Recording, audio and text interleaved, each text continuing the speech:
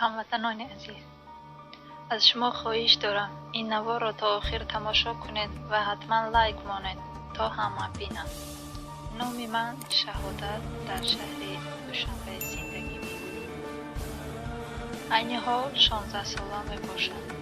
ماه گذشته یعنی 12 می سال 2019 من در خانه تنها بودم. ناگهان پدرم در حالت مستی آمد و به من رسیدنی شد.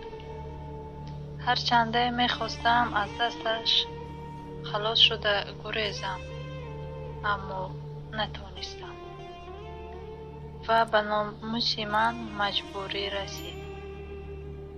بعدی که دختریم را از دست دادم و من گفت که بیگانگ از گویی به آسد میکشم و چند وقت من سیر پنهان کردم. لیک روز تا روز درون غم میرفتم و آبی چشمانم دایم روان بود. آخر نخود پدر با دختر خود چنین رفتار کنم.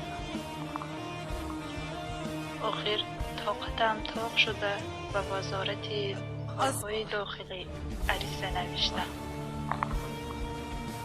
و آنها پدرم را دستگیر کردند. روز 28 می سود پدرم شد و او را عمرباد محبس کردند. من از این چیز غمگین نیستم. بگذار جزایش را گیرد. لیک به خودم دلم می سوزد که اکنون چیکار کنم. بعد این حادثه همه جای آوازه شد. این قسمتی تلخ من و از همان روز من از خانه بیرون برآمده نمیتوانم. از شما خواهش به من مصلحت دهید. چه کنم؟ چند مرتبه به خودکشی دست زدنی شدم، اما از حرام مردن ترسیدم. میخواهم فکر و عقیده شما را فهمم. حتما فکرتان را نویسید در کامنتاریا.